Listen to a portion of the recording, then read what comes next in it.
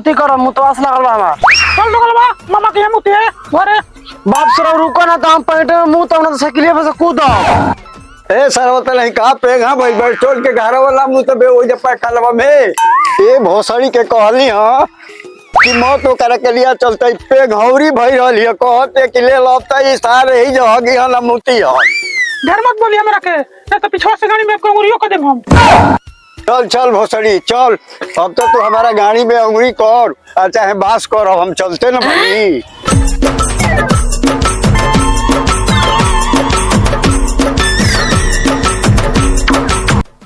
चले भोसड़ी उतार आ गई जब तोरा नहीं हर अरे सार तू आ गई अपना मामा के जा जितना मन करे हगे के बा मुते के उतना छेड़ पोकिला ही जा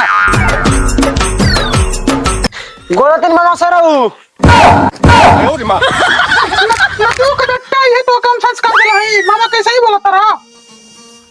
तनी हो भैया तू कलाण देखले बड़ा तू लगा मामा के गोड़ लड़का हुआ कि लड़का के लाड़ के सरकवासी हो गोड़ लगा तो ना कि यही जल गोड़ लगी गोड़ लगा तो नहीं भैया। अरे खाली गोड़े लगबा कि हाथों लगबा अब आओ बैठा तो बढ़िया से आ गइल ना रास्ता में कोनो परेशानी ना भइल है। इनके कलाण परेशानी भरला परेशानी तो हमके भरला पेशाब के मामा लाड़ फड़त रहला जो मुझ के आओ फटत रहा था ठीक बजा तने मुंह तो लेकिन मिठाई में रखल रहियो।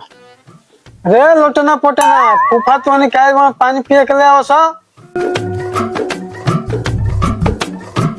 आ कल्याण बड़ा सा गोड़ लगा सा गोड़ लगा जब बे मिठाई देखो तब बे सरोलो मिठाई लिए जा मत ना गांड ले ले बाप बे तब ले तू पी ले। अरे काल चटे अपन में केले बड़ा सा रे पोटना पानी पिए के दे।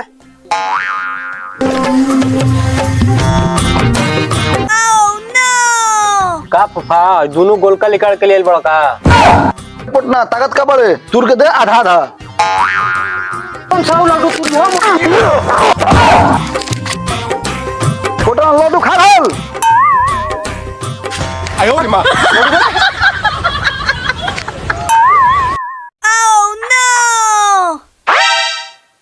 हमको स्वागत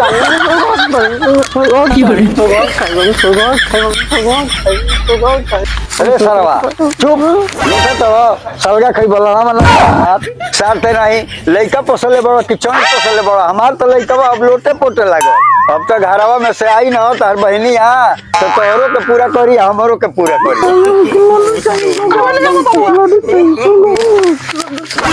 लड्डू चाहिए हमको लड्डू तो पिया कौन बोला सो दोनों को अरे तो पिया कौन बोला सर उमर ले मत पिया ना तो पिया नुस्खा नहीं ये जो रही लेके पिटवा देला हां। अरे भोसड़ी सबके काहे के गाड़ी दे तड़ी रे ई लड्डू खाती लोटा तड़ा सार लड्डू खइया दू गो साला का सर लतिया सुगो खइबे लतिया सुगो ना खा आयो रे मां ना हम का